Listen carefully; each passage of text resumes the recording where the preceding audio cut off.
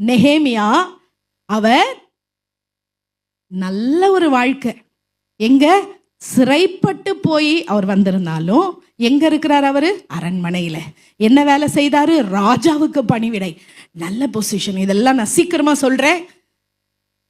ஆனாலும் அவர் தன்னுடைய சொந்த ஜனங்கள் யூதாவில் மகா தீங்கையும் துன்பத்தையும் அனுபவிக்கிறாங்கன்னு கேள்விப்பட்ட உடனே, எருசலேமுடைய சுவர் இடிக்கப்பட்டு கிடக்குதுன்னு கேட்ட உடனே அவர் ஏனோ தானோன்னு இல்லைங்க, அவர் என்ன செய்தாரு? துக்கித்து உபவாசித்து அழுது ஆண்டவர் சமூகத்துல தேவனை நோக்கி பார்த்து இடிந்து போன அலங்கத்தை கட்ட தன்னை அவர் ரெடி பண்றாரு. அவர் ரெடி ஆகிறாரு. அதுக்கடுத்து என்ன செய்யறாரு சொல்லுங்க? அதுக்கடுத்து என்ன செய்தாரு? அடுத்து நம்ம என்ன பார்த்தோம்? 2ஆம் அதிகாரத்துல என்ன பார்த்தோம்? ராஜா கிட்ட போறாரு. எங்க போறாரு? ராஜா கிட்ட. பரவாயில்ல, இப்ப கவனிங்க. நீங்க இதுல ஃபாஸ்டிங் பிரேயர்ல கலந்துக்கலாம், பரவாயில்ல, நான் சுருக்கமாய் சொல்லுகிறேன். ராஜா கிட்ட போறாரு. ஏன்னா இவரும் ஒரு அடிமையா தான் இங்க இருக்கிறாரு.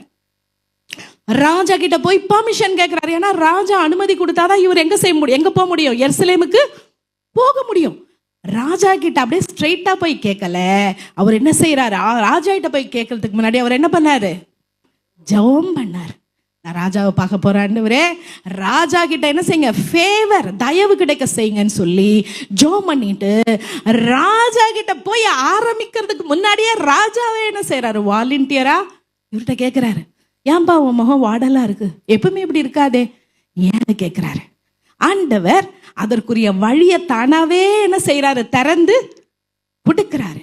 கர்த்தருடைய கரம் நம்மேல இருக்குமாயின், நமக்கு சாதகமா இருக்குமாயின், அடைக்கப்பட்ட கதவுகளை கர்த்தர் திறந்து கொடுக்க வல்லமை உள்ளவராயிருக்கிறார். எத்தனை பேர் விசுவாசிக்கிறீங்க? ஆமென்.